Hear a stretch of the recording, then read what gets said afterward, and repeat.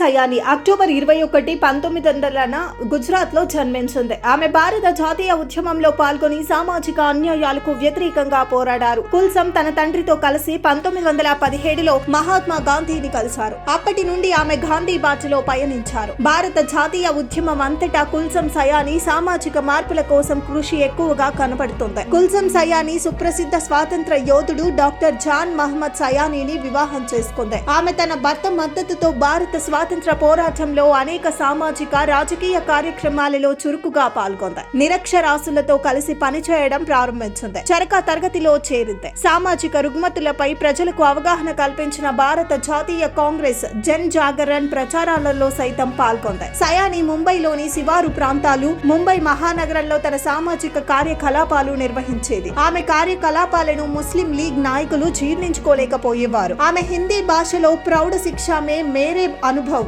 భారత్ పాక్ మైత్రి, మేరే ప్రయత్నం, భారత స్వాతంత్ర సంగ్రామ్ మే మహిళాన్ కి భూమిక, భారత్ మే ప్రౌఢ శిక్ష మొదలైన పుస్తకాలను రాసింది. సయానీ కృషిని గుర్తించిన భారత ప్రభుత్వం 1959లో ఆమెను పద్మశ్రీతో సత్కరించింది. అలాగే 1969లో భారత రాష్ట్రపతి నుండి నెహ్రూ అక్షరాస్యత అవార్డుతో సత్కరించింది. మహిళలు సమాజ సమగ్ర అభివృద్ధికి కృషి చేసిన కుల్సం సయానీ 1987 మే 27న మరణించారు.